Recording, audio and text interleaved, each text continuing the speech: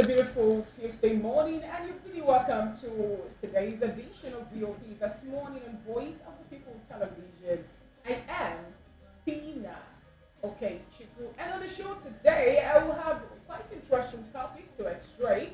But first on our border is how Lagos State, speaker allegedly, or it happened to be under pressure to resign as DSS CEO's office.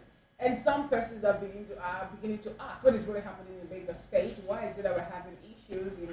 When we have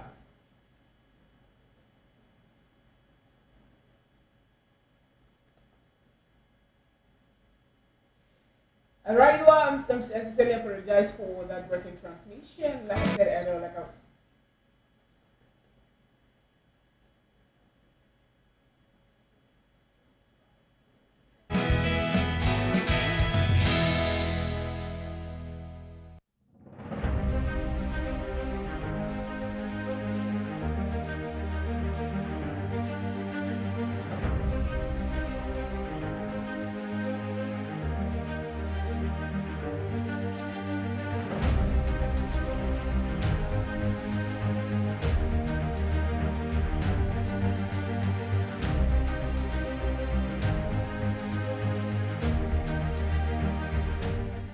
From the views on the street We go to bed empty hunger.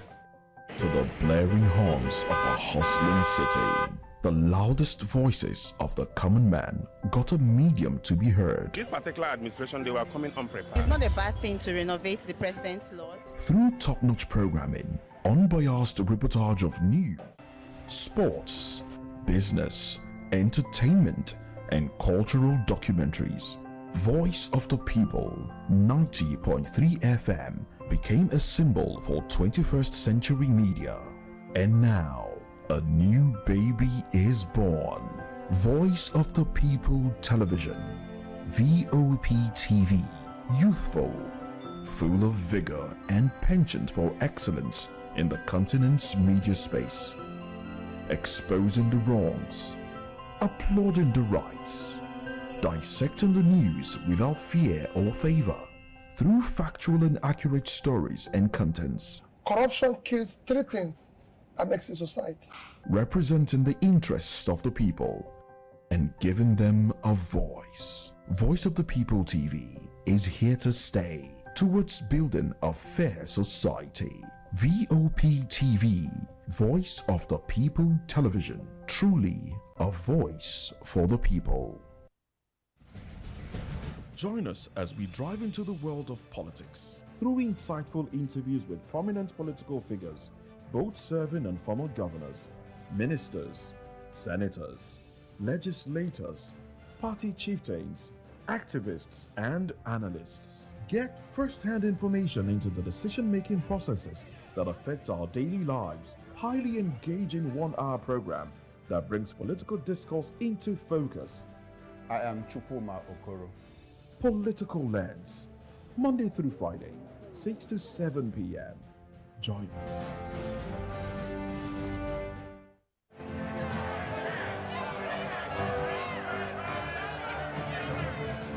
Do you want your voice to be heard? Do you know that you matter in the scheme of things? The People's Voice, the show where ordinary citizens take center stage as we discuss the biggest stories that affect you and I.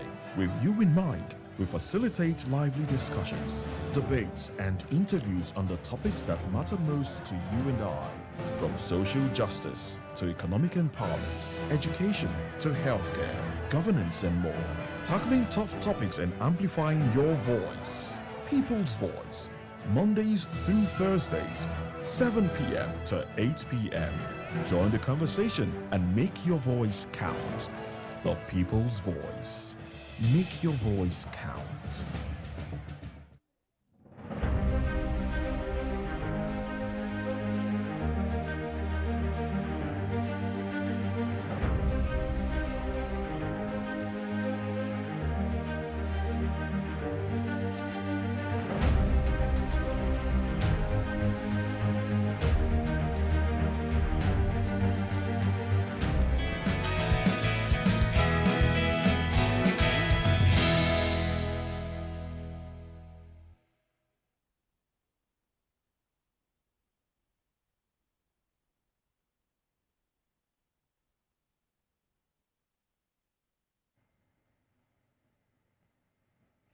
It's a beautiful Tuesday morning, and a very welcome to today's edition of VOP This Morning on Voice of the People Television. I am Fina Okechukwu. And on the show today, we have quite interesting topics to x-ray, and one of it is that Lagos Speaker allegedly is under pressure to resign as DSS CEO's office, and this particular one, have made so many Nigerians to start asking what is really happening. What is happening with Lagos State? First we heard about a mandatory apology later that the Lagos State Assembly kind of addressed to the president, and also the impeached Lagos State House Speaker, that's Obasa. And there was a video that was in circulation yesterday where we see Miranda kind of crying over the fact that I guess she was a bit overwhelmed of everything happening in the Lagos State House of Assembly. But do well to be part of today's show, because we'll x-ray this. We'll look into it deeply, and then we'll also analyze it for you to be part of the show. Just stick there on Voice of the People Television. All right, good morning and thanks for joining us. My name is I am Chukwuma Okoro, by the way. A lot of people are asking, what is going on in Lagos? A lot of Nigerians are also what's going on in the State House, as a review of financial records from the Open Treasury Portal has revealed that Tinubu-led administration spent a total of 36 billion naira on international travels just in 2024. 36 billion naira. That's a lot of money. Oh well, we'll dissect all of it, find out, and also what has come in from those trips. Anyway, those are our major conversations for this morning. I am Moses Humphrey. Now let's look at a few other issues that are not major to us this morning. But here now, let's including politicians, to stay away from local government secretariats to prevent further bloodshed and protect public assets. Meanwhile, Nigerian music star David Adeleke Adeleke, popularly known as Davido, has publicly criticized the Osun State Commissioner of Police, Mohammed Umaru Abba, accusing him of disregarding the rule of law. Well, you're wondering what's going on in Osun State. There was chaos in Osun State. The governor also tweeted, made a tweet accusing Oyetola, former governor of the state, of inciting violence in the state, and also making statements like because he's close to the president, he can, get his way. And I just looked at it. Anyway, let's go on to another conversation now. Talking about a culture of impunity, like Chukwuma rightly said, we seem to have allowed a few to fester. In fact, there was a song to this regard. I think Two-Face did a song. I get confused what to call him. Two-Face, Tubaba. Anyway, Innocent Idibia did a song. There was a song, I think it was sponsored by NAFDAC at the time, talking about people producing fake drugs. Well, Nigeria's Drug Control Agency, NAFDAC, have uncovered a massive stockpile, and I say massive with emphasis on the word, of fake and unregistered pharmaceutical products in Idumota, Lagos. Now, in a separate raid, all right, officials also discovered 2 warehouses on Sam Mbakwe Road in Aba, packed with expired drugs. Now, authorities say that the crackdown is part of efforts to protect public health and prevent dangerous medicine from reaching consumers. But let's be honest, a lot of these things have already infiltrated the markets, because we're having problems with importing some of these things. They're becoming a lot more expensive, especially with the FX right now. So you have a lot more fake drugs, a lot more expired drugs, some of them expired and then rebranded. These things are not just happening. They've been happening for a long time, all right? And you start to wonder, how often do we get raids like this? Do we have connivance within certain people within the regulatory agency, talking NAFDAC now and other regulatory agencies? We have fake and substandard vehicle parts that lead people into getting accidents. Like, some people don't even care who dies just for them to make a few naira. They don't care. So I was going to say it's a little bit harsh, But those that have, anyone who is caught rebranding expired drugs, putting a new label on them, or producing fake drugs, I think they should. I want to say capital punishment. It's saying you think because I want to say the chief of NAFDAC have come up to say death penalty, capital punishment should be what they should face. I want to go for capital punishment, but I know some people say that's a little bit harsh. But I think something in that regard should be done. They should be not sent. They should be sentenced to life imprisonment.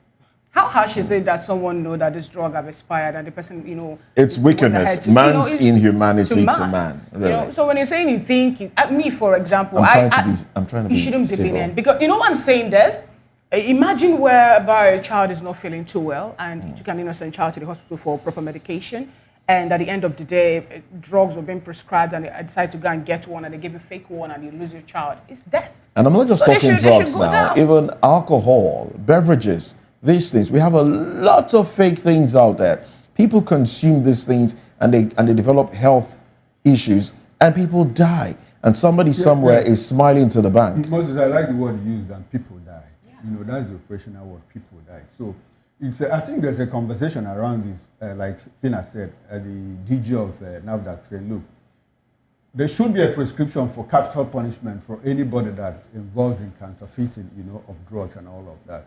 I might sound very hawkish, but that's who I am. I make no apologies about it. I think that if you somehow knowingly take somebody's life, you should pay for it. I am for capital punishment. Like I said, I might sound hawkish because it's one thing, it's a very strong cartel. They will always push back. So we should expect that, look, if that thing is in the open, if it's some consideration, they are going to throw in a lot of money to ensure that it doesn't sell through. But that's my opinion. Anybody that kills should die. I'm sorry about that.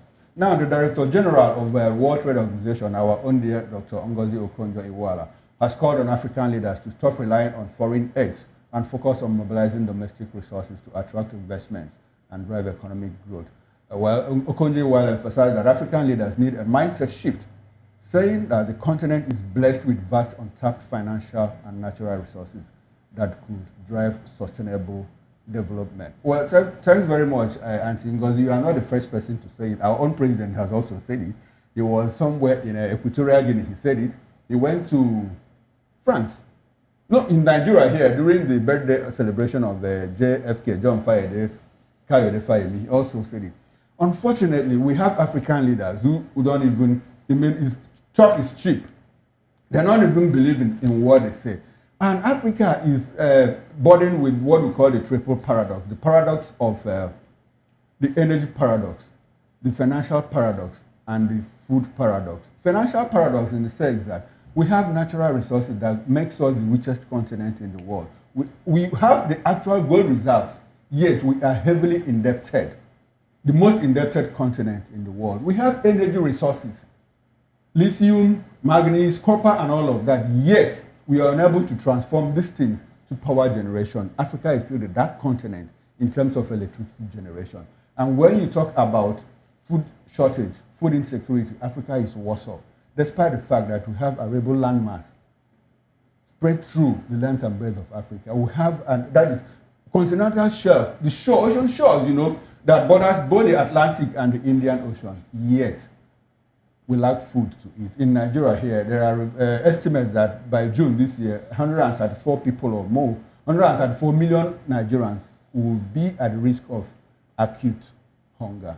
That's a bad narrative that doesn't speak well about who we are. If Auntie Ngozi is saying this, I think African leaders should listen to her because she knows what she's talking about. That is if they want to listen, because I believe most of them are actually enjoying what they are getting from the Western Bloc, if I'm to use that word. Some of them also are doing their best to make sure that their people are being impoverished more so that they'll keep on getting the aids. And forgetting that this is a way for them to continue to be under the shackles of colonialism. I would want to say colonial master and then their slaves relationship. Anyway, that's how far we can go on talking about the trending topics that kept the social media posts. And we'll go on a quick break, and when we come back, we'll take a quick peep on the national cover on pages of the national dailies.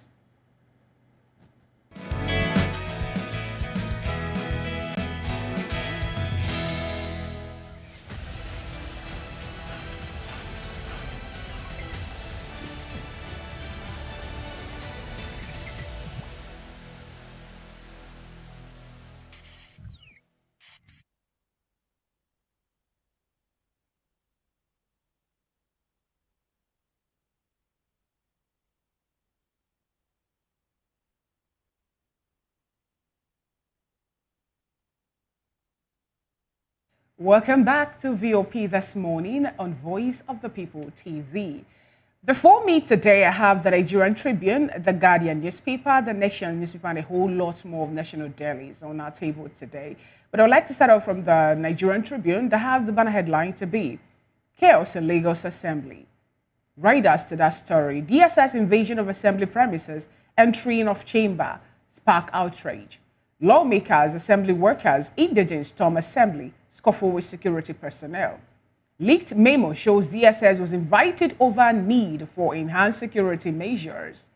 Miranda gains support, shed tears amid confidence vote by 36 lawmakers. The story is on page 16 of the Nigerian Tribune. Then away from that, power outage, UCH resident doctors threaten indefinite strike. I'll take that again. Power outage, UCH resident doctors threaten indefinite strike. AU endorses Nigeria as digital trade champion.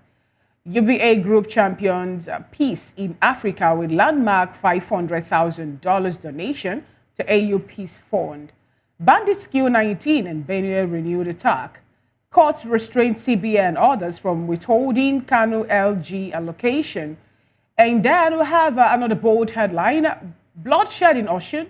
6 feared killed as PDP APC supporters clash over control of LG Secretariat. Commissioned in 2023 but non-functional. Pathetic story of 100-bed mother-child hospital in Ibadan. UCH speaks. Senate leader leads Ekiti Central Senatorial District to endorse Oyebanji for second term. And we have the major pictorial on the cover page of the Nigerian Tribune. From the candlelight, burning, you have Peter Obi there leading the procession in honor of late Adebanjo in Lagos State. And that was yesterday, Monday. And those are the stories you'll find on the cover page of the Nigerian Tribune. And then from The Guardian, we see the picture here, quite an interesting one, I must say, of Mirinda, Honorable Mirinda, on a seat, and then Mudashiru Obasa standing with hands folded, looking, and then, the magic hand shaking that seat. Whose hand is that, I ask? Oh, well, we will find out someday. Well, let's look at some of the headlines here. The banner headline here reveals Lagos Assembly crisis worsens, reveals deeper cracks in state's power dynamics. And that's on page 6. Now, Labour Party denies zoning 2027 presidential ticket, refutes Igbo presidency claims. Power outage, UCH residents, doctors embark on indefinite strike. Nigerians show approval of Tinubu's performance via defection to APC. And that's on page 3. MAN, that Manufacturers Association of Nigeria, decries rising cost of alternative energy, over regulation, policy inconsistencies.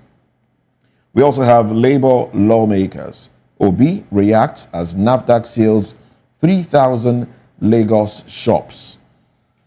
Over 20,000 communities without electricity nationwide, says RIA. That's a Rural Electrification Agency. Over 20,000 communities without electricity nationwide. I take that one for emphasis in 2025. Interesting. Well, those are the headlines from the Guardian newspaper. Now, let's quickly touch on the Daily Independent with the window headlines. Independent Award has validated orders before it. That's coming from the NDDC Managing Director. Experts warn of rising antimicrobial resistance in Nigeria. Say if unchecked could lead to 10 million deaths annually by 2050. Now the big story. 6 persons killed as sacked Osun LG chairman resume duty. Adeleke asks residents to stay away from local government secretariat. Osun lawmakers accuse minister of orchestrating takeover. Want Tinubu to come. And Moses for the newspaper review prop, and that will be by 9 a.m. still on Voice of the People television. We'll go on a quick break, and when we come back, we'll actually come down to X-ray how Lagos Speaker, allegedly happened to be under pressure to resign as DSS CEO's office. And we'll have gentlemen that will join us to do justice to this topic. We'll have Barrister Darlington Agomo, VOP TV in-house analyst, and Prince Francis Chilaka, He's a public affairs analyst too. And we'll also be touching down to our Oka studios where we'll have Dennis Ekemeze. He's a doctor. He will also join us. He's also the vice president, Nigerian Institute of Public Relations. And he's also vice chairman of NIPR Governing Council. So these gentlemen help us in exploring this topic. Do well to stay with us. We'll be right back.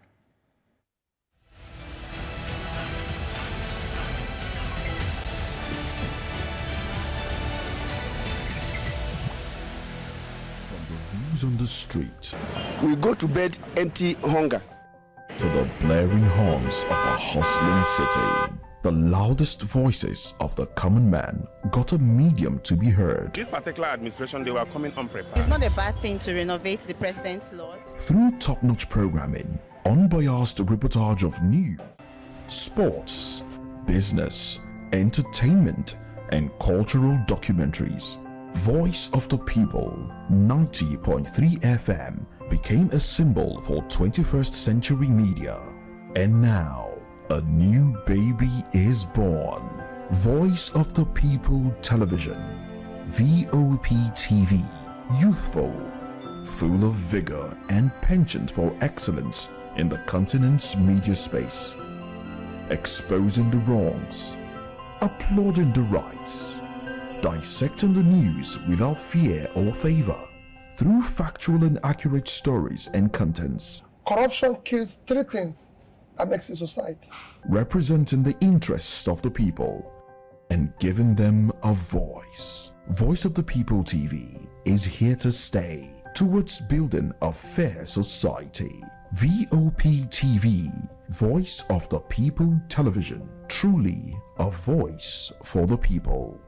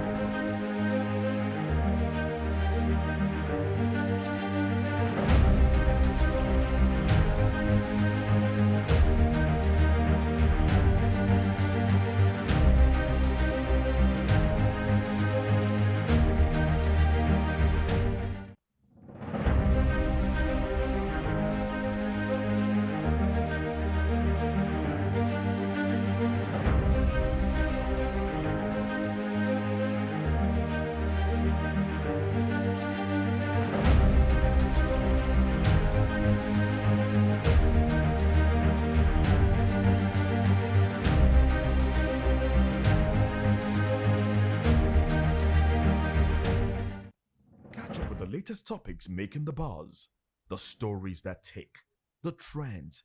Let's let you in on why they are trending. From politics, entertainment, business, lifestyle, and more. Analyzing the trending stories with top eyeballs. Hashtag on Voice of the People Television, giving you an insight to everything and everyone Nigeria is talking about. Showing on VOP TV, 10 p.m. Monday to Friday. Hashtag if it's trending, we bring it on.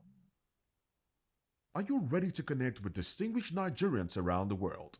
The Diaspora Perspective is here to share the views of Nigerians in the diaspora on burning issues. From the street of New York, the royal cities of London, and the bustling cities of Europe, Voice of the People Television brings to you a roundtable and collage of interesting views from Nigerians in diaspora. Join the host of the show and some Nigerians in diaspora, Dr. Damages, the flagship, show, and KJ, as they discuss the experiences, challenges, and triumphs of Nigerians living abroad. Discussing and analyzing everything from politics, culture, policies, career success, and how Nigerians are staying connected to their roots. Showing every Saturday by 2 p.m. West African time and 9 a.m. Eastern Standard Time. The Diaspora Perspective, giving a voice to Nigerians abroad. The red carpets, awards, the razzmatazz, music, fashion, interviews, and more. Spotlight on Voice of the People Television. Let's feed you with all the juicy stories in the global entertainment space, bringing you the glitz and glamour as it is hot. Stay tuned to Spotlight, 1 p.m. Monday to Friday. Spotlight on VOP TV. Entertainment like never before.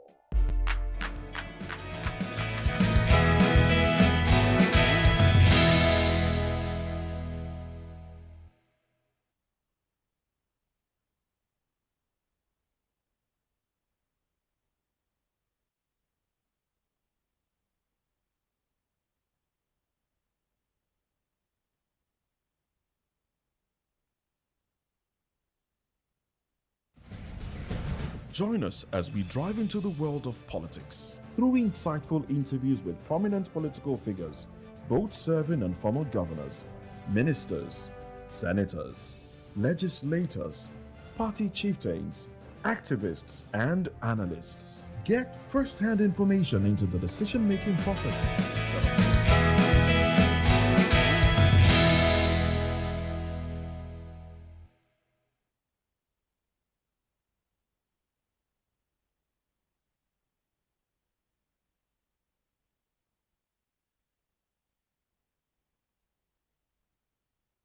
Thank you so much for staying with us.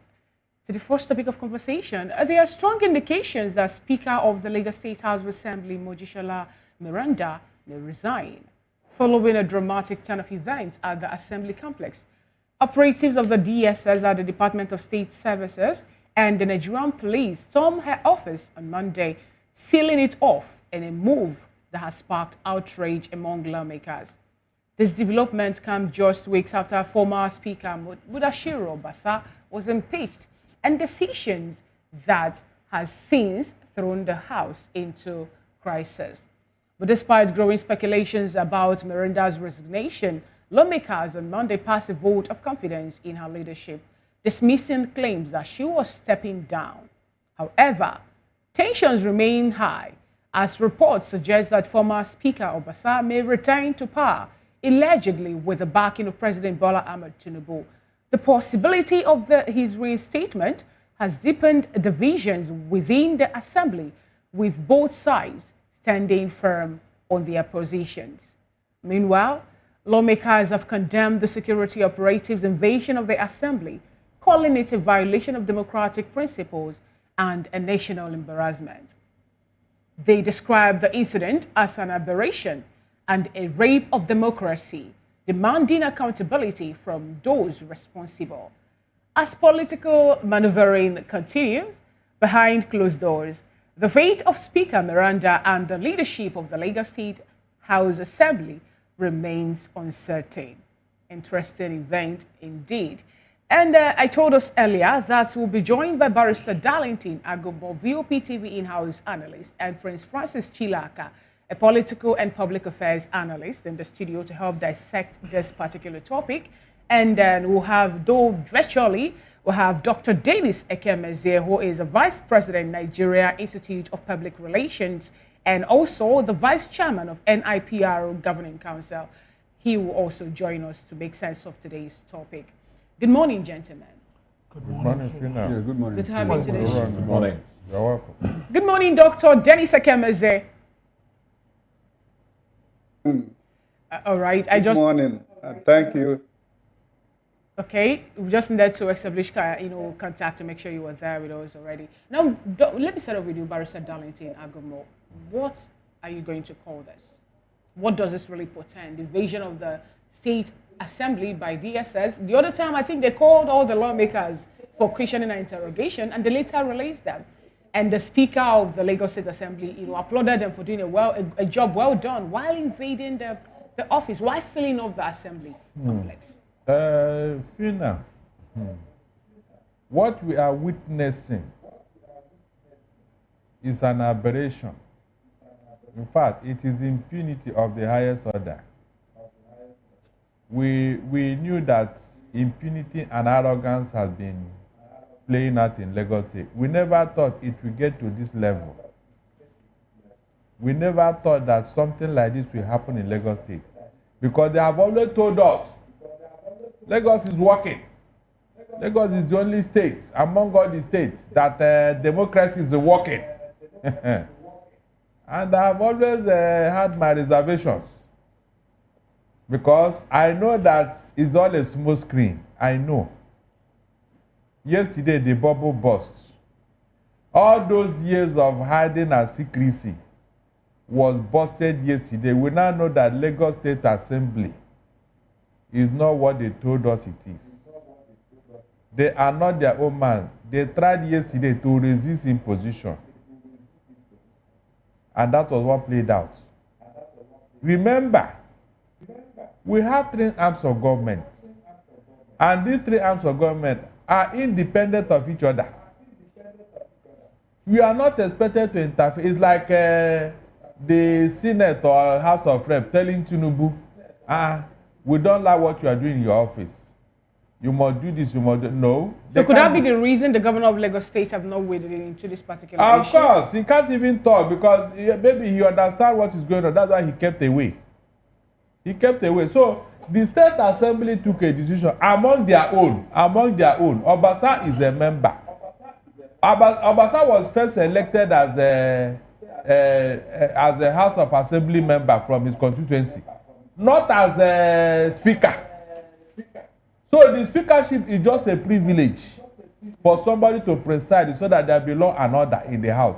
And they felt that, no, this man, you are not doing it right, you are not leading us well. Look at what you have done and all that. So we want you to, remove yourself from that seat. Let us try another person. Is that why an executive should interfere? Is that why people should be called to Abuja, far away, to come and explain why they took certain decisions?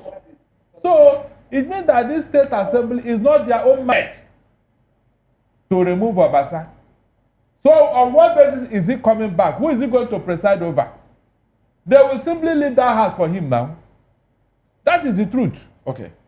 Now let me bring Prince Francis Chilaka into the conversation. But this question, I'm just going to put it out there, and after your response, I wouldn't mind if the barrister and also Dr. Dennis responds to the question.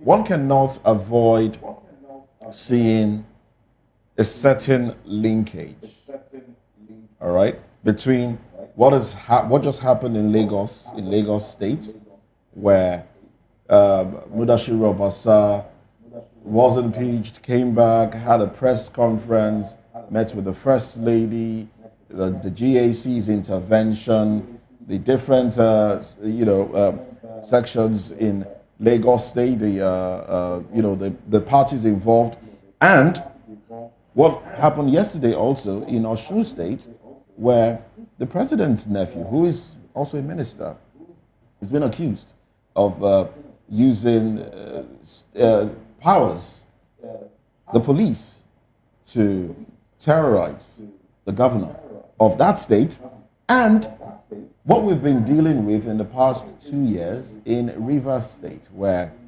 a minister also of this administration, picked by the president, is also accused of using powers, state powers, the police, and other, powers to destabilize the state. Isn't it time? The link here is the president. One cannot avoid noticing that link. Isn't it time the president exonerates himself from all of this if he's not involved in it?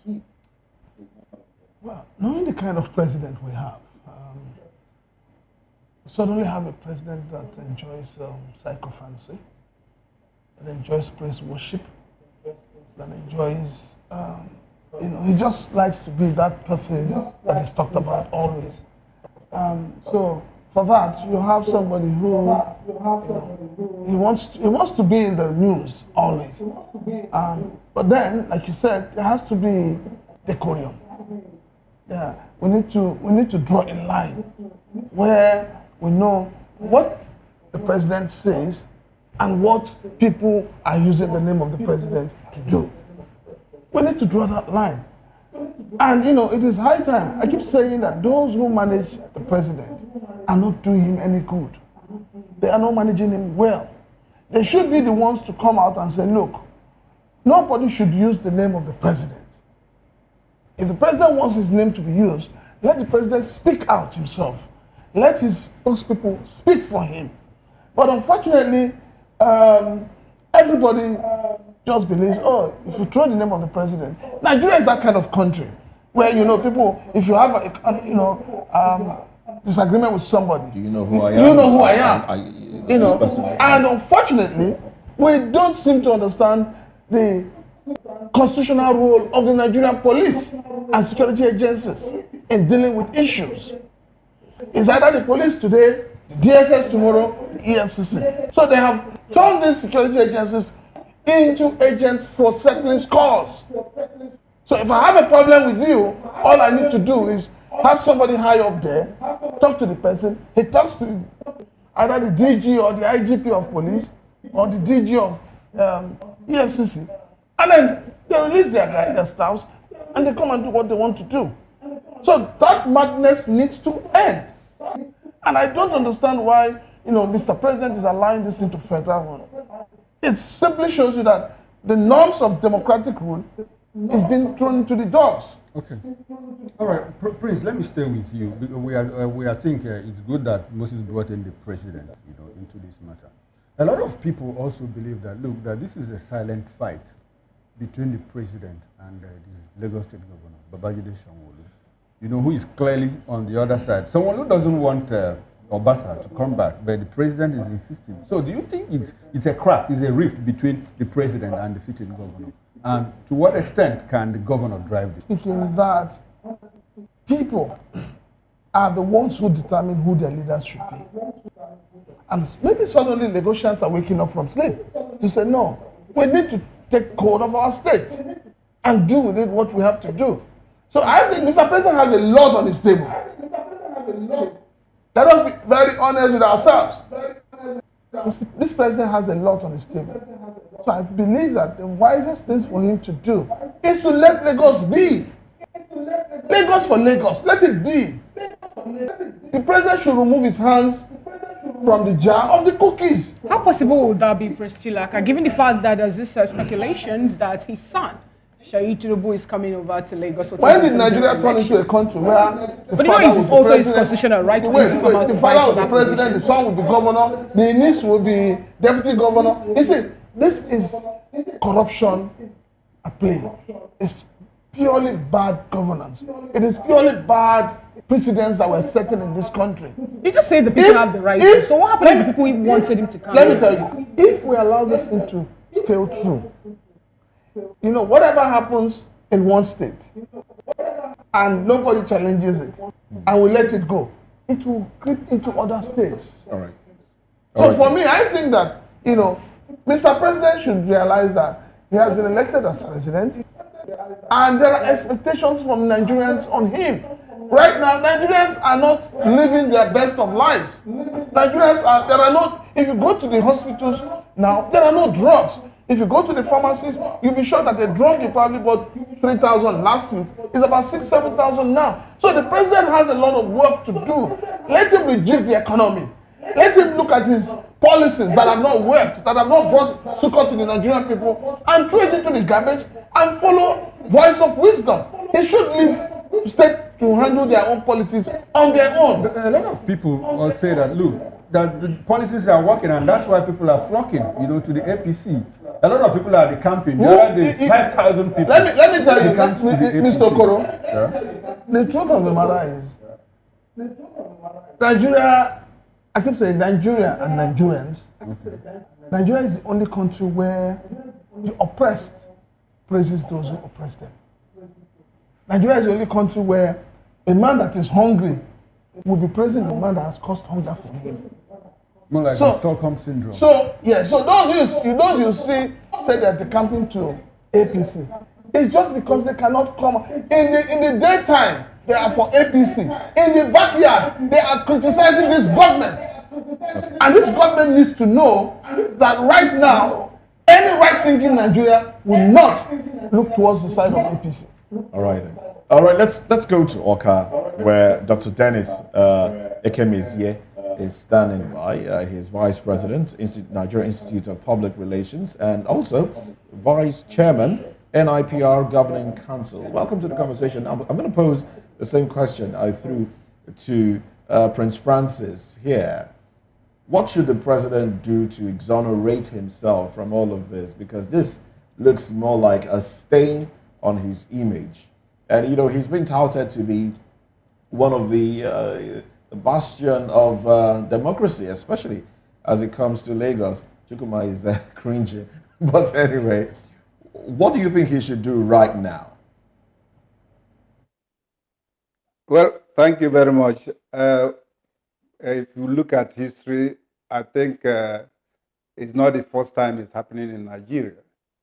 If you recall, during the Barara Musa era in Kaduna State and Damusa, it was the same squabble.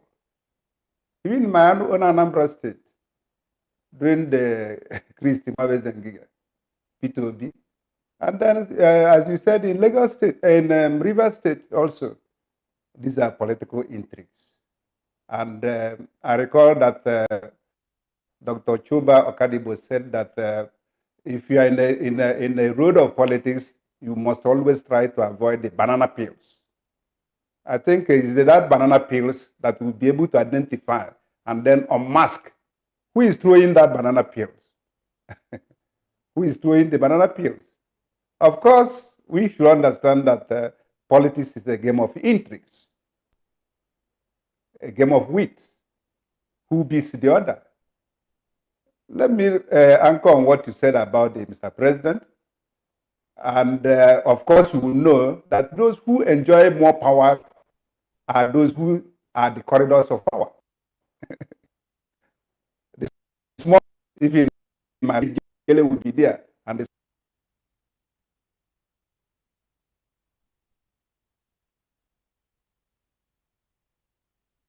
the audio, and we're unable to pick the things you're saying. Well, we'd like for our engineers to rectify that so we can get your thoughts in without any interruption. So while they work on that, we'll come back to you, Dr. Dennis Ekemezie. But let's bring it back to the studio now. Barrister Darlington. Now, the invasion, it's been tagged invasion, even though we learned that they were invited initially. They were invited by the speaker. But we saw what played out. If it's possible for us to even see the video, as lawmakers were trying to get into the House, they were prevented by overly zealous DSS officials. And one started to wonder, what is the role of the DSS in all of this? First off, we heard that lawmakers were invited for questioning on why they did what they did on the floor of the House, talking about impeachment. And then we came here and we talked about, you know, the authority of the DSS to question events at the floor of the House. But it obviously hasn't stopped there, because now they were prevented from gaining entry into the House and for plenary to hold. What is the role of DSS? Can they be reined in? If they are to be reined in, who should be held responsible at this point? Now, Moses, there is somebody whom we call Commander-in-Chief of the Armed Forces of Nigeria. That means every security apparatus in Nigeria is their commander. Nobody can be deployed anywhere without his say-so. If any DSS, police, military, Air Force, if they are to move in a particular direction, go and check who gave the order. That is the commander-in-chief. So the DSS couldn't have done what they did at the hallowed chambers of Lagos State House of Assembly without a higher authority. It's not possible. But Darlington, DSS says we were invited by the speaker herself. No, The circular is the Is it secular? What again? The statement is out there in the public, released by the DSS itself. Hold on, Mr. Goro. Yes, sir. When something is obvious, when a lie is very obvious, please, you need to push it. You mean the lady speaker invited DSS to come and seal up her office? To stop Obasa from taking over today. And why would he even do that? On what ground? 18th. No, you mean 18th. Obasa? Hold on. Obasa on his own will just come to the chambers, walk to the office, and then drag the woman out and sit down. The allegation is that there were plans by Obasa to come in and take over today. So, in order to stop that, she now invited. I'm telling you what the DSS said. Look, they shouldn't have come in. Okay. They shouldn't have come under any guard. We have the police, for God's sake. DSS is like an internal security agent. They do internal intelligence gathering. In fact, most of the time, what they gathered in intelligence, they pass over to either the police or the military. But Barrister, I'm sorry to butt in at this moment. DSS says that they stepped in because what could happen, could also lead to a breach of internal security in Lagos State. Hold on. There is nothing that will happen there that our police cannot take care of, for God's sake. That's what I'm saying here. The police, after all, you have police manning that House of Assembly. They have a security police details there. So what happened to them?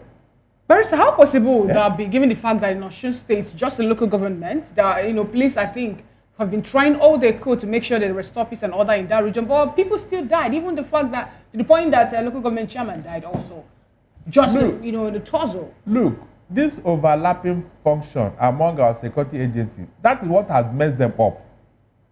They don't even know their role. In the days of in fact, the Secret Service, you hardly hear their name. I'm telling you, they do covert operations. Like when there are some subversive elements in the country, planning one mayhem or the other, they go and infiltrate them. They bust their plan and all that and neutralize them.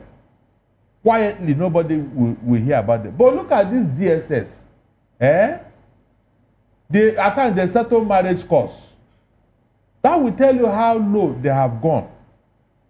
So is that what you want me to now believe that yes, they are doing their work? Which work? They are not supposed to be there. It's not their calling. What happened to the police? So what role are police supposed to be playing? That means your police have been rubbish. Barrister, let's take the letter. Unfortunately, we may not be able to put it up on the screen, but let's get the content of the letter. I don't know if you've read it. But it was later turned to shreds. So remember, we don't know who wrote it. Now there's a name here. The acting clerk of the House, Mr. ATB Otun, is said to have written this letter. Now let's read it. Okay, so the Director, State Security Services, Lagos State Command, Magodo Shankisha, Lagos. Urgent enhanced security measures for LSHA, that's Lagos State House of Assembly premises. I wish to bring to your attention a pressing matter that requires immediate action. The impeached Speaker of Lagos State House of Assembly plans to resume to office on the 18th of February 2025 as the Speaker, posing a potential security threat to the National Assembly and its members. In light of this situation, we kindly request that you take necessary measures to fortify the security of the Assembly premises with effect from Sunday, 16th February 2025, by increasing the presence of your men and as well observe a strict access control within and outside the Assembly premises till further notice. We look forward to your prompt attention, sir. Thank you.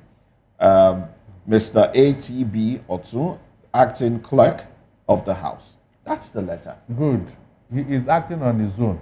You think so? Yeah, because that letter, in fact, it went to the wrong place. Right, so why do you think he's acting on his own? Is it possible for the clerk to write a letter without authorization from the Speaker? What happened to the Commissioner of Police in Lagos State? At least we had one. That is the person they should have written to now. I said DSS are no business. So are you alluding to the fact that there might be some connivance between the clerk and some other individuals for this letter to have been directed to the DSS? Yes, somebody told him to do what he did. And you think it's not the speaker? I cannot be the speaker. It can't be. He's an act. Prince Francis, do you share the same view? I mean, you just heard capacity. It. You shouldn't have done that. Okay. Knowing our politicians and knowing the way they behave, well, our politicians behave like cats with 9 lives. You hold them on this end, thinking they are dead, they are resurrecting on the other end. I will not be surprised if the speaker is aware of this letter. I think it is more of political strategy. To cause chaos. To cause chaos. Look good in front of the people. And then get votes. And then get what you want. And then you see, because I've been, since yesterday night, I've been trying to understand that letter. And I've been trying to understand the motive. And I can tell you that what that letter, 1, was not written by an outsider. 2, that letter could not have been written without the consent of the speaker or the key officers of the State Assembly. Okay. See, what you have playing out in Lagos is nothing other than they're playing a chess game. Sorry, between who and who? It's a chess game between Obasa, the State Assembly, the GAC, and the presidency. The question is, so where is the governor on this? You see, the governor is trying to claim, how do I put it? He's trying to keep himself away. More like indifferent. Indifferent. Okay. Because since this whole thing happened, you will notice that the governor has not said anything. But that's what separation of power are detailed. That's what he's supposed to be. No, he's the executive class, not part there of is the tussle of power the state going assembly. on in Lagos State right now. Okay. And that tussle of power is who will take over in 2027. All the in-house, all the infighting you're seeing right now is geared towards 2027. Who will take over? So it is not an issue of saying, it's not a permutation thing, but I strongly believe that I cannot exonerate the Speaker of the Lagos House of Assembly from that letter. So don't you think now? And also, I'm coming. And also, I believe also She denied that, it too. that the DSS would not have moved to the State House of Assembly without being invited. Because nobody has said there was going to be any chaos. Moreover, when people keep saying Obasa is coming back to take over, is Obasa a demon? No, is he not a member of that same house? Is he going to come with military might? Is he going to come with soldiers, with bandits? We must ask ourselves this question. So you don't think that powers that might be the big wigs, happen to play fast one now on the speaker, even if she's aware of this later, by going overboard to say let's get DSS what could have prevent happened? her from getting into what the could house. have happened is simple. The House could have written that letter, believing that it will give them some leverage. And then the powers that be will say, okay, since they're inviting you people, scatter the place. So you think now you're also tilted to that point that maybe they hijacked Sorry, remember that majority voted for this lady. The same majority could have stopped anybody from infiltrating the State Assembly. If they are the one that wrote that letter, they wouldn't have been preventing the DSS from doing what they were doing yesterday. I think Mr. Barrister Darlington, sometimes you think you give so much credence to these politicians. No. You make them feel like that in life. These are people who live on tricks. All their life is tricks. It's not about the interest of what they want to benefit. It's not about the people. See, if it's about the people, let me say this. I say with all sense of responsibility. If this whole thing is about the people, one, you hear when Abasa was impeached, you said he had case to answer with EFCC. We all know how Nigeria operates. Why is it that up till now, EFCC has not arrested him? We also heard that some people prevented his arrest and his we also know that there is no way, politically speaking, knowing the way the state assemblies are set up, there is no way Obasa will enter into that place and take over the seat of the speaker. But Prince Francis Chilaka, you're also aware of the fact that some people went to Abuja for a visit, and there was a letter of apology that's been mandated to, for them to write. And you also know that this particular state assembly were there when they were forced to present that letter. Did you see a video they of that? Did not deny it. No, Prince Francis. It happened and no one denied it. I think what we're doing is this. We're giving so much credence to the presidency. We're trying to put all this whole shenanigans under the feet of the president. But the president has not spoken to anybody. Let us be very honest with ourselves. Then who gave Obasa the guts to come back? Who gave him the guts? Obasa is a citizen. If Obasa has committed a crime, he should have been arrested at the airport. So why was he not arrested? Because some people are backing him. Prince Chinaka, I like the fact that you have brought Obasa into this whole anyway, he's the man at the center of the drama. Now, you've been around for a while in Lagos State. You understand Lagos politics. And looks like the president and his wife, are trying to manage Obasa, out of this conflict.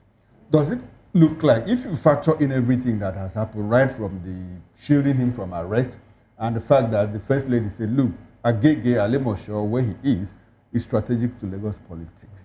Do you think Obasa, being a grassroots politician, has the capacity to cause damage to Lagos APC? Is that why they are trying to rein him in quietly?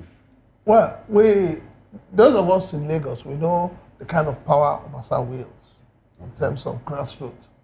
But I can also assure you that if it comes to the normal politics of Lagos, where money plays the bigger role, Obasa cannot stand anybody. Don't you think that there are money bags that are behind him? See, it's no longer about money bags. But you just said money now. Money politics. Yes, I'm saying that Obasa himself on his own does not have. Are you trying to tell me now that if tomorrow there's going to be election in Agege or Limosho, you think Obasa will be able to muster the amount of money if we claim the man at the top has to fight Lagos? It cannot. But the point is this. See, the point is this. I think that the state assembly members have not told us. To be honest, they have not said their problem with Obasa. Because if they tell us the problem with Obasa, Obasa should not have been impeached in absentia. So for them to impeach him in absentia, it means that there is something about Obasa that they're all scared of. And there's something that they're scared of, his return. They make mention of what I'm trying to say is that Obasa right now is a member of the State House of Assembly. So why are they scared of him coming back into the house? Prince, are you aware that this, I like what you said, for them to have impeached him in absentia means that there is something, about him that they are clearly scared of. Are you aware that Obasa has clearly divided the GAC, which is more like the power block in Lagos State? I am one of those that don't believe in that GAC. I think it's an aberration of democratic norms. No, does it have to do with what you believe in or what they actually are? No, it is an aberration. When I say an aberration, it simply means that Lagos State has people who determine things for the people. It shouldn't be. The GAC should go and sleep. They shouldn't be in the equation of Lagos politics. So you don't think that people are becoming more aware and they want to take over what they've lost in hands of those people who have been deciding their fate all this while? All I can say is that there has been so much abuse of politics in Lagos. Maybe with Obasan's case, things will be sanitized. Prince, a certain British philosopher said that the people cannot decide until someone decides who the people are. No, do you think that is I don't agree with that. I just agree that Nigerians have been caged, and that's why they're not deciding on their own. Okay, let's go to our Oka studios where we have Dr. Dennis Akemeze standing by. You wanted to give us your thoughts, to what is happening in Lagos State before the network Yankee off. So we'd like you to please continue with your line of thought. And as you also react to this other question that, people are asking, if this political maneuvering continues behind closed doors and a whole lot, what will now be the fate of Miranda, who happens to be the first female speaker of Lagos State Assembly? Thank you. As I said earlier, I said it's not a first in history. Neither would it be second in geography, if you put it like that. It has been happening. It happened in Kaduna State during the time of Bararabe Musa versus Saddam Musa. And even in my own Anambra State, it happened during the time of Dr. Chris Imabezengige and his political fathers, and even our own Mr. Peter Obi also. You may recall that he was impeached. And you right, so one of you said it rightly that it's even still happening in River State. And the question is, what have we learned from our past histories? And I said earlier that it boils down to what Dr. Chuba Okadibo said, that if you are in the terrain, the root of politics, Nigerian politics, that there's always banana peels, which you must be very careful of. And the question is, what are these banana peels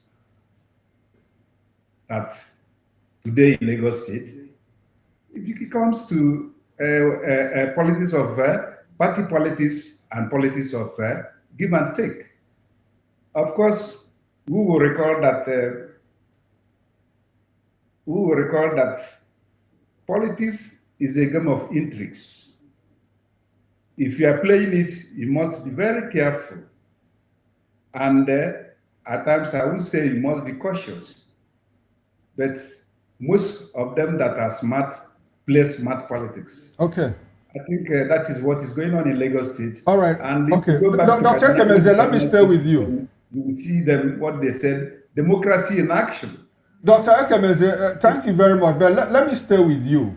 Let me stay with you. I want us to leave Lagos and now stay with you in Anambra State.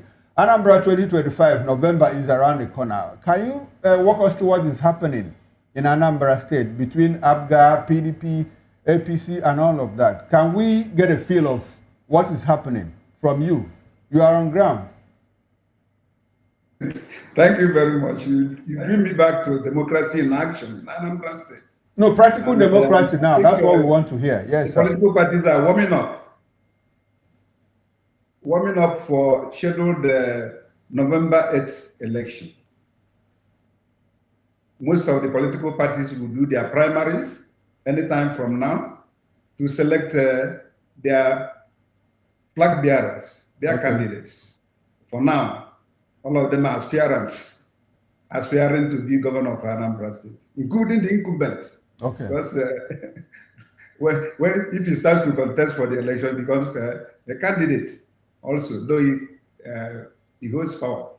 And the terrain is becoming more interesting. Okay. And thank God that security is coming back in the state. All right, Dr. Kemeze, sorry, Dr. Kemeze, we heard that the sitting governor, Chukwuma Soludo, is likely to jump ship. What do you think? Is it likely to happen, and from where to where? Okay, we already know where he is. Where is he likely to go to? APC, PDP, or what? We know how to cross it. Relation is alleged. Okay, yes. Yes. Do you think it could happen? Do you think it could happen? Well, politics you cannot predict accurately. What are the chances of ABGA? What are the chances of ABGA in Anambra State? Chances of ABGA is just recall that ABGA is on its third governor. Okay. And if it is the third governor of ABGA in Anambra State, consolidation has already taken place. I hope you know that. Okay. Politically. And for other, of course, also, we have a weak, as in Nigeria too, a weak opposition. The opposition has not strengthened its weight to dismantle the power of incumbent. I think that's the point. And, okay, now at the federal level, at the federal level, we have APC. APC is opposition in Anambra State. And the national chairman of the party has been said, we'll take the state. He said we'll take Edo, they took. He said we'll take Ondo, they took. He said we are going to take Abia. Deputy Speaker said we would like to take Abia. And they are likely to say we want to take Anambra. Do you think it could happen in Anambra going to APC? What's the possibility? My brother nearly can never kill a bird. But it can remove the feathers. My brother nearly can never kill a bird. Yes, but it can remove the feathers. It's a game that you must do it tenaciously. You must strategize. Okay. And you must have the weight to do it. All right, it's not a tea breaker affair. All right, then. Yes. There are indices that mappings that we are going to do to be able to actualize your intentions. All right, then. Thank you So very for now- much, Dr. Dennis Ekemeze. Now, I was going to stay with you, but let's bring you back to the studio so we'll give you time to catch your breath. Now, Barrister Darlington, let me come to you now. Going back to the crux of the matter, Lagos State politics and the different divisions, the different movements within the GAC, mandates movement and justice movement as well. With that division playing out and with everything we are seeing playing out, do you perceive that we might have a weakened APC in Lagos come 2027 or leading to 2027? Or are we going to see the Jagaban prove why he is Jagaban of Lagos? In the first place, Moses, I've told you here that every kingdom that was founded on corruption and insincerity always falls. From time immemorial, no kingdom had lasted forever except the kingdom of God. So whatever you see playing out in Lagos State House of Assembly is a precursor of what is to come, because the walls are cracking. I told you, the walls are cracking, because what has been going on in Lagos State is something that nobody can explain. Apparently, somebody is overdoing it. You know, they say power corrupts, and absolute power corrupts absolutely. So when you feel that you have all the power, there is the likelihood that you are going to misuse that power, and people will get angry with you. So whether they are GAC, justice, or whatever, all those nomenclature, they are crumbling down. Because for the State Assembly to insist on what they did, it means that the era of Baba Sogbe is over in Lagos State. You think so? I think so, because if they eventually buckle under, then there's no hope again. All right. That's the truth. So Prince I Francis. believe that this thing that has been going on in Lagos State, it is time we look at it again and now ask ourselves, is that what democracy is all about? All right then. For a center of excellence, is that what you are excellence about? Where one man will decide what we have. All right, then, thank you very much, Barrister You Darlington. can't. Let's get the views of Prince Francis now in this regard. Let's get your view now, seeing that the accusations against the impeached speaker seems to have been swept under the rug. What's your take, really? What do you see happening in the coming days? Well, I think, and also bear in mind, well, you also know that there is a talk of a resignation letter written, typed, and just packaged somewhere, just in case. well, I would say that I am honestly ashamed of this Lagos State House of Assembly members. And I'm saying that with all sense of responsibility. These are people who have always sung the praise of Obasa, collectively and individually. And then I'm asking myself, how come Obasa traveled to the US and suddenly he turned into a monster, and the monster needed to be cut off immediately? And then they're saying all sorts of things, how he has been, not being democratic. You don't think it's allegiance, now, shift of allegiance? Well, you see, politics is all about allegiance and interest. And I think this whole thing boils down to people in the State House of Assembly trying to protect their own pockets and not the people. It's not about the people. It's about what they are going to make individually. Because the change of alliance, the way, if you see the way they were singing and behaving like babies, you will know that there is more to it. It's not just about the change of authority. Well, it's just about, suddenly my man is going to be there, so I am going to benefit more. That is just what I see playing out. Okay. And like I said, it doesn't add up. Okay. It doesn't add up. If you're telling us, if the State Assembly is telling us that Obasa had a lot of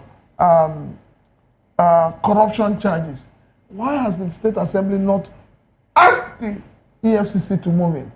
Why have they not passed a motion for his prosecution and arrest? So you think there's no sign of peace accord at this particular time?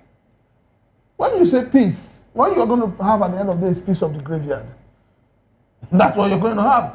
Because I know that a lot of them All right. I'll say this: a lot of people in the Lagos State Assembly, after this brouhaha, will not come back, no matter what they do. You think so? They will not come back. All right, then. Let's get the thoughts of Dr. Ikemizie now as we wrap up. Different allegations. Is it 17 billion for gates and then 43 billion on vehicles for lawmakers? You know, all these allegations leveled against him, but nobody's talking about that right now. Anyway, do you see a weakened APC come 2027?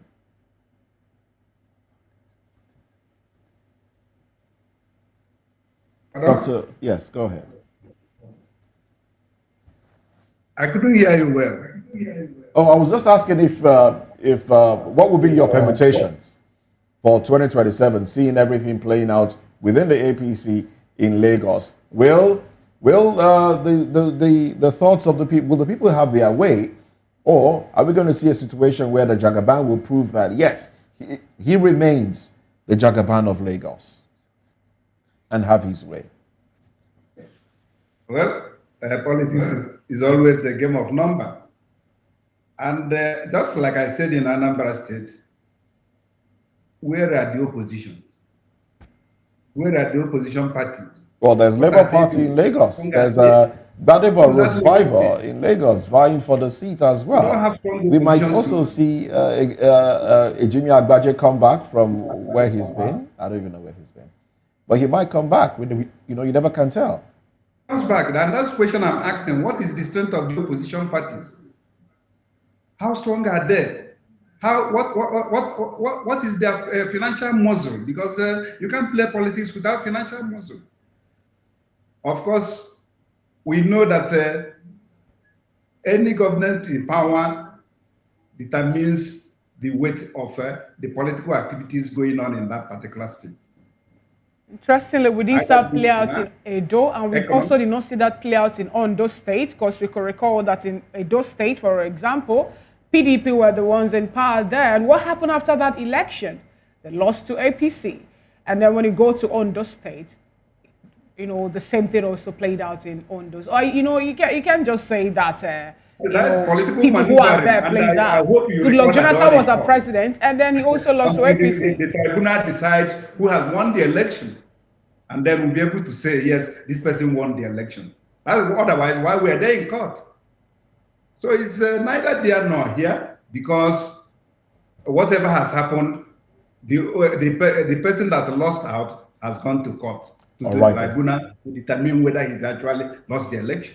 All right, then, thank you very much for your thoughts there. Let's move on to another conversation now. A review of financial records from the Open Treasury portal has revealed that Tinubu-led administration spent a total of 36 billion naira. On what, you might ask? Well, I have the answer. On international travels in 2024. Let's dissect this after this break. Join us again.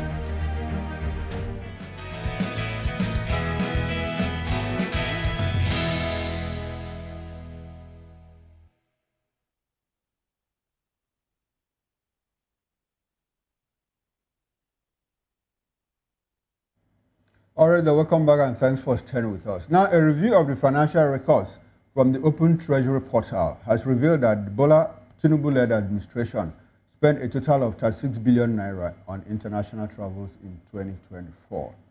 Well, according to the State House expenditure breakdown, 12.2 billion naira was allocated to international travel and transport, that is trading, while another 24.19 billion went to international travel and transport, others. In total, the State House headquarters recorded 36.3 billion naira in foreign travel expenses during the fiscal year. Well, the report also highlighted significant spending on local travel, with 15.8 billion naira allocated for training-related trips and 31.2 billion naira for other domestic travel expenses. Now, when combined with international travel costs, the total expenditure on presidential travel for the year stood at a staggering 83 billion naira. I like the sound of that. Now, this revelation has sparked concerns among Nigerians, especially amid ongoing economic struggles and claims of financial constraints. While opposition leader Peter Obi has criticized the frequency of the president's trips, questioning the necessity of such high expenditure. Now, despite the backlash, Nigeria's Minister of Foreign Affairs, Ambassador Yusuf Maitama Turga, has defended the spending, arguing that President Tinubu should undertake even more international trips.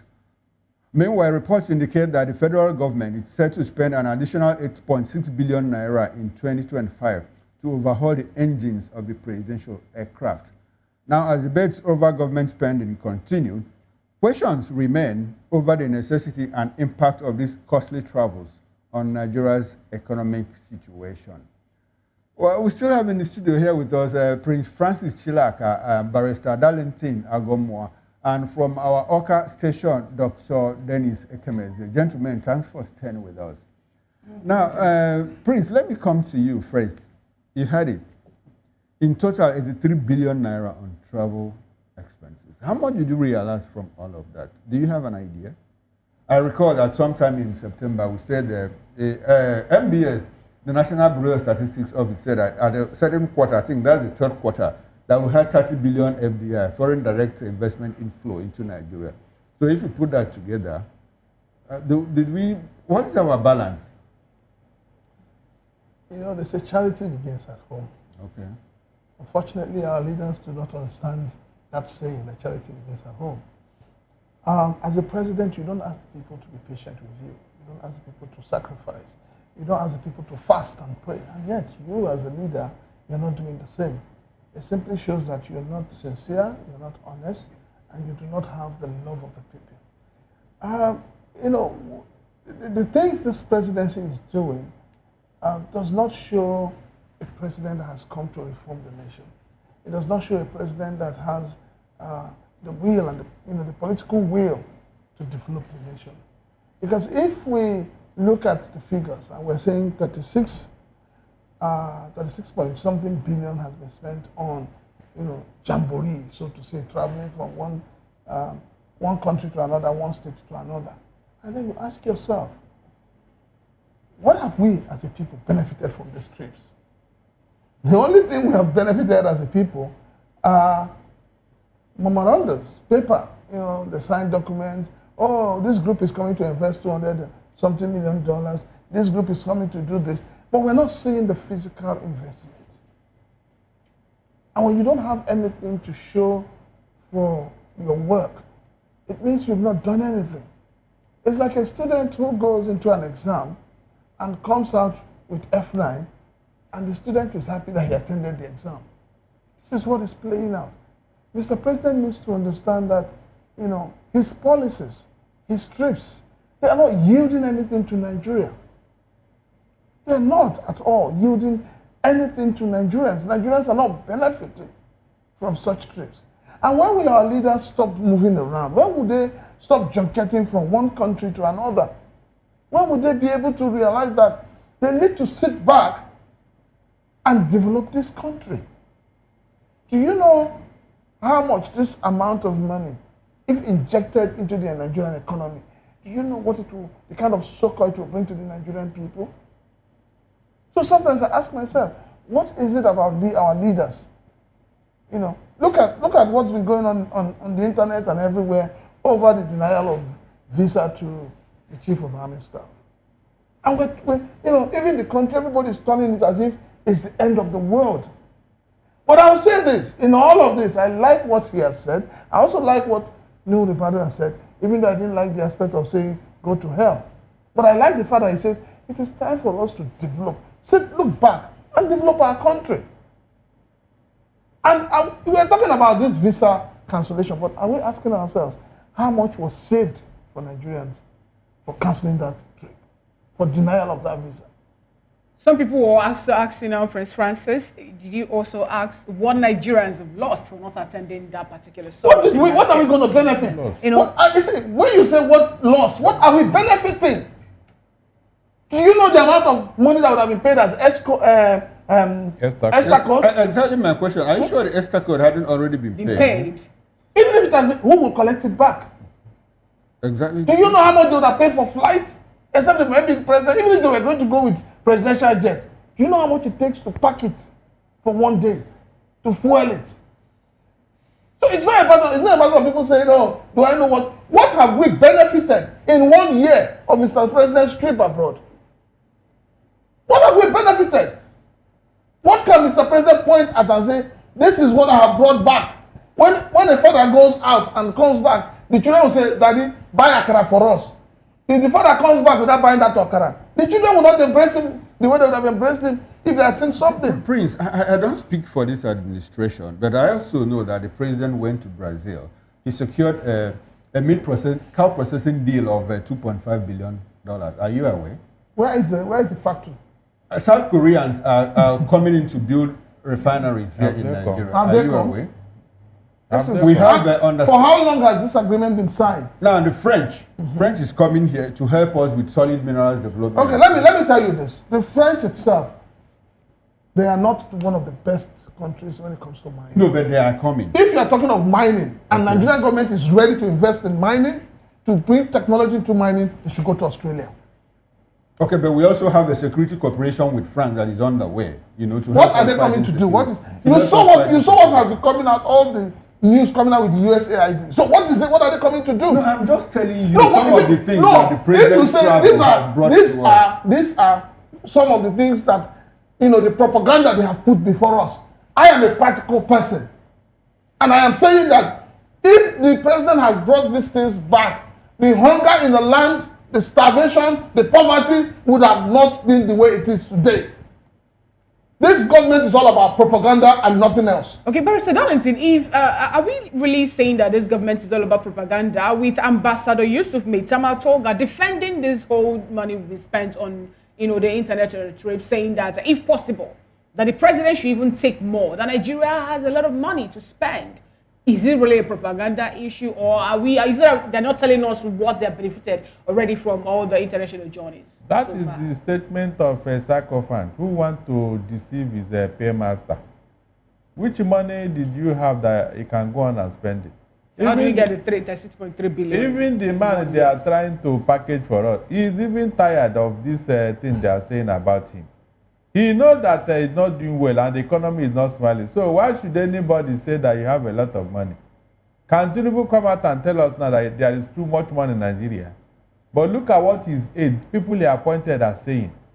So it's a contradiction. When people like that speak, Ifina, don't take them serious, please. It may not give you the opportunity to look at those things critically. There is no money, there's no money. That's why they are taxing the hell out of us.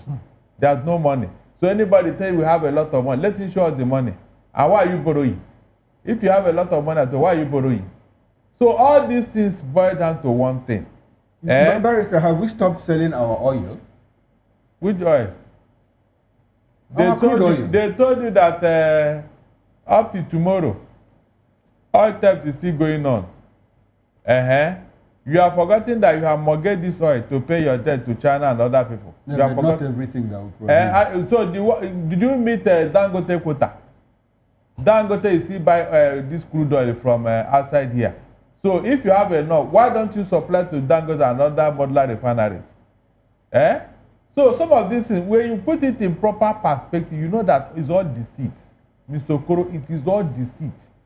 Nothing is clear, especially in this oil industry. That is why they are taxing you. In fact, they are making more money now for taxing us. From the subsidy they remove, to the naira they floated, to the electricity, whatever. They are making more money from these areas. If you compute it, if you sit down and bring your calculator and see how much they are making in a day from you and I, you will now know that they don't even need the oil again. It's just that they are not good in managing resources. The moment they see money, they share it and fritter it and they take it abroad. If Tinubu, I have said it now, he has made more money than all the past presidents, All right, all the past military leaders put together because of what he has put in place, the policy. He's making more money, but where is the evidence? Okay. He's making more money. I can prove it to you. I can prove it. All right. He's making more money. All So right, where is the money? Thank you very much, Barrister Darlington. Let's go to Dr. Dennis Ikemi's here. Let's look at the amount allegedly spent, 30.3, is it 30.3 or 30.6 billion naira? Yes? That's billions of naira. 36.3 billion naira spent on movement around the world looking for investment. Isn't that, well, that's a lot of money, isn't it? But let's look at a few things that we hear has been brought in. Foreign direct investment between the 2023, third quarter of 2023 to 2024. Capital importation from 12 of the countries visited by the president amounted to about $412 million to $2.2 billion. This is as reported by an independent.ng. That's a newspaper. They said, look, capital importation. We also saw South Africa relax travel restrictions against Nigeria. This came from the president's trip to South Africa. Coca-Cola announced plans to invest $1 billion in its Nigerian operations over the next 5 years. This also came as a result of the president's trip. Shell committed to $5 billion investment in Nigeria's Bonga North Deepwater project. This also came as a result of the trip. We also had Emirates Airlines, continuation of flights between Emirates and Nigeria. So a few of these investments, that let's not forget the one mentioned by my colleague here, major Brazilian company promising $2.5 billion investment in Nigeria's livestock sector. And, with all of this, if you want to, let's see how we can, does it commiserate, do they commiserate one another? The amount spent on the trips, the amount supposedly coming in, promises coming in. Can Nigerians say, yes, okay, the president is working, he's traveling around, with the private jet that he got for himself to stay longer in the air, seems to be moving around. But are we going to see the benefits anytime soon? Are these things reeled out so far? Are they things that Nigerians can hold on to and say, okay, let the president continue traveling and, continue to expose Nigeria to the world and bring more investment into Nigeria? What are your thoughts? Thank you very much.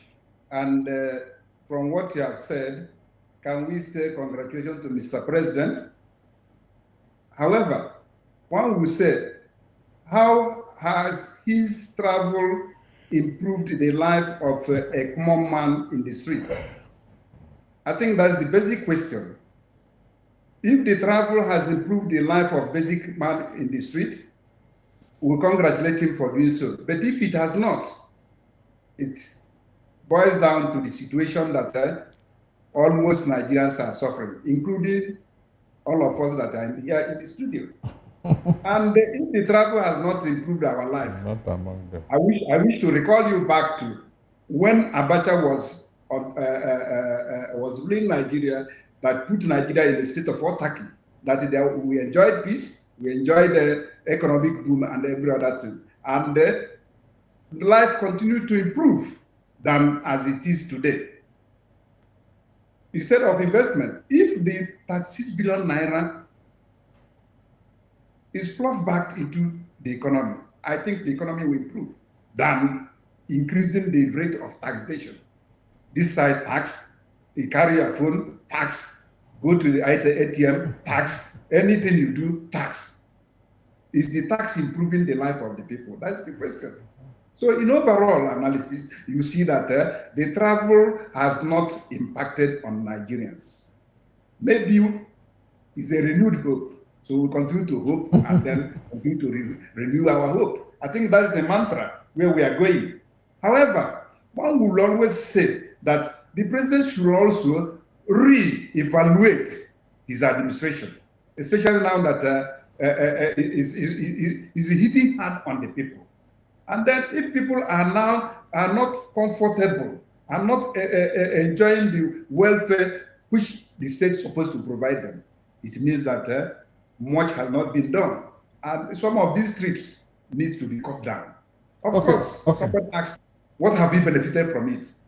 All right, Dr. Kemeze, let me stay with you. You said something about plowing back the money, to the economy, that 36 billion naira. Now, let's take, for instance, if we take, or we have already taken, we have always taken money, from our treasury. You give it to BOI, Bank of Industry, to help resuscitate industries. We don't see any industry. The industries that are even working are closing down. We take a certain amount of money, put it in the Bank of Agriculture, in the agro sector. People take these loans, yet we are very hungry. You put it in another sector, nothing works.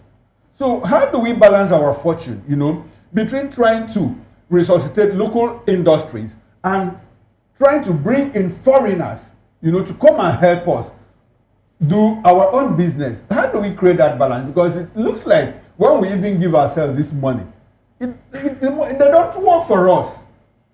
What do we do? Should the president stop traveling and concentrate in the local that doesn't work, or should he go abroad and bring people to come and help us? What do? We seem to be in a bind. Can you help us untie that bond? Of course, you know that we did a comparative analysis between the Abacha's regime, that Nigeria was in a state of autarky and life was better. I hope you know that. And then the current situation where Nigeria is open, traveling all over the world. There was a word you used, I wouldn't say marketing Nigeria, because there's a difference between publicizing Nigeria and marketing Nigeria. If Nigeria is being marketed, it would have been better. But publicity, how far would we go? So the next question that I always bear in my mind is that if this amount of money is being ploughed back into cottage industries, of course, I hope you know how the Asian tigers, how they picked up.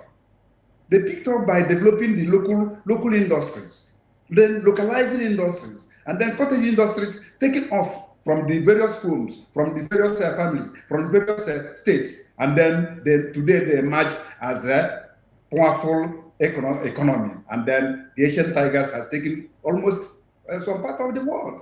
So would Nigerian leaders or leadership look at such economic development factor? Of course, you heard what our daughter Ngozi Okonjo-Iweala is saying. There's no need moving out, seeking for aids. No, come home. All right. Okay. All right then. Thank you very much. Thank you very much, Dr. Ekemeze. We are coasting home. We are coasting home. We need to come back to our Lagos studio here from where we are broadcasting. Now, let me come to you, Prince. Prince, what do we do? You talked about what the Asian tigers did, cottage industries, more like what we call MSCs here. MSCs are they working here? We've put in so much money. Smedan is there.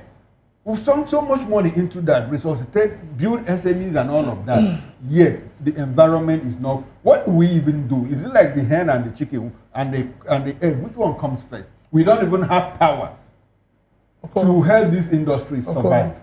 Nobody gives what they don't have. Nobody. The unfortunate thing and the fortunate situation Nigeria has found itself is that its political class do not have anything to give to the people. If you talk in terms of good governance, the political class is zero. If you talk in terms of infrastructure, the political class is zero. If you talk in terms of security of lives and property, the political class is zero. We seem to just have a political class that is moribund. When you say, what do we do? I've said it severally. In this 2025 budget, I think there's so much money to be given out. I heard they're going to give 75,000 to how many million of families? 75 million Nigerians. And then I'm asking myself, do you know how many cottage industries such money could take care of. Do you know?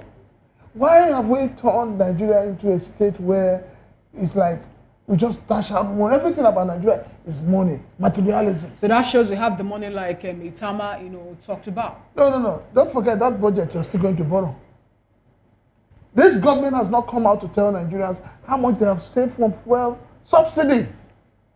Nobody's telling us anything. So it's not an issue of what can we do, it's an issue of the political class's belief of ideas. And until they purge themselves of greed and selfishness and imbibe patriotism, devoid of religiosity, tribalism, ethnicity, bigotry, we will move forward. We know what to do to move this country forward. But really those who have been given the mantle of leadership are pretending not to know. All right, Barrister Darlington, when you were talking earlier, you made mention of Nigeria not having any money left. That's why we're being taxed. Now, there's another point or another part of this today's topic that we've not really touched, and that's the fact that there's a report that 8.6 billion naira is what has been, set aside for total overhauling of the presidential fleet in 2025. What do you really have to say about this spending, this particular money? That is the profligacy we are talking about. Profligacy is the name of the game. Now, let me make it clear to everyone who care to listen. All this money you are hearing, they are not the actual figure.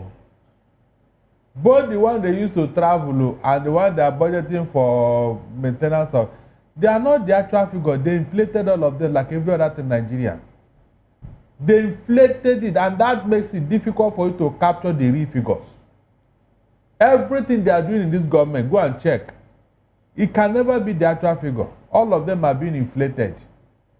At least the budget we are talking about today, you saw what happened when it was being reviewed. All the things that were padded inside there. And I told you that if that budget is to be given to a forensic expert who want the progress of this country, it cannot be up to that 54 trillion. In fact, if that budget gets to 40 trillion, then yes, you say somebody have done a good job. Yeah, all of them were inflated, and those inflation are going into the pockets of some Nigerians. That is why whenever budget is being prepared and being read and being passed, you see all of them becoming so excited. Because they know what is coming. The moment that budget is passed, all of them, they will start now, it's like a honeycomb. They will perch on it and start sucking.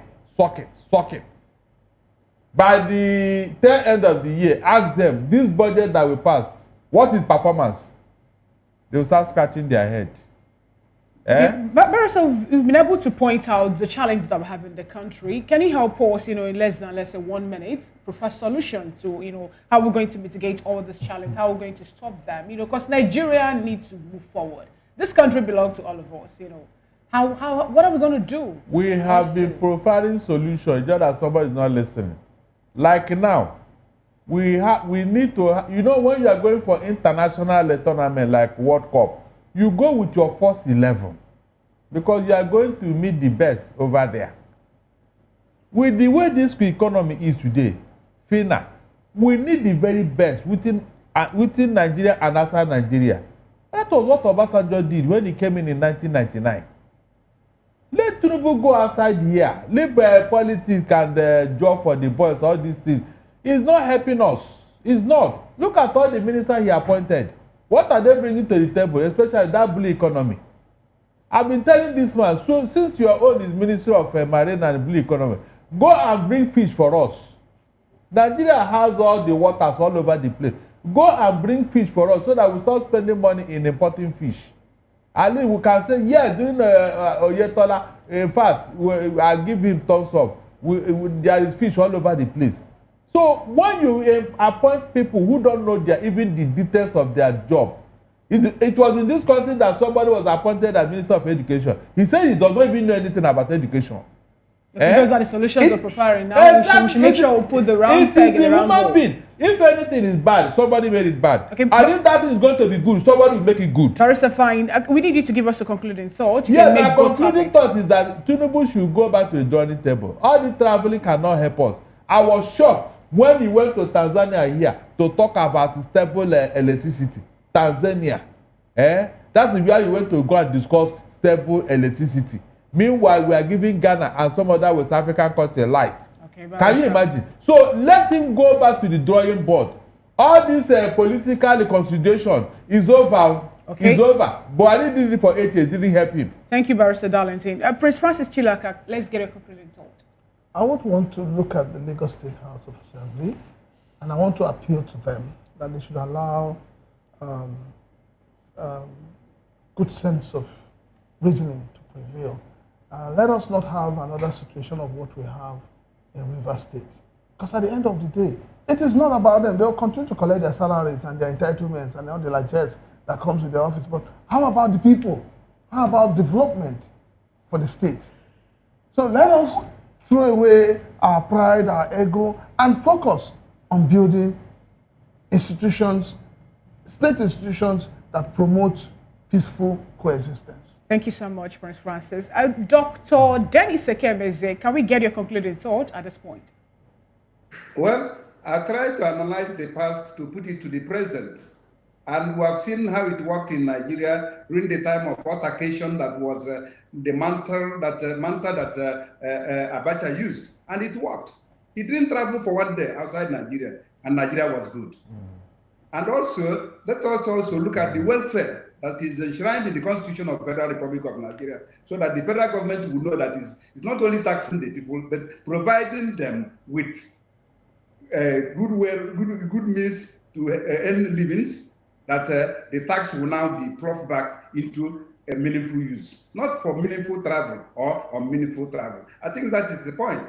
If we were able to gather this money we are using to travel out and then sustain them in Nigeria, as I said earlier, the autarky stage we are going to put in Nigeria will be like that of the Asian tigers that move Asian tigers. Thank you so much. Thank you so much, Dr. Dennis Ekemeze, for your thoughts.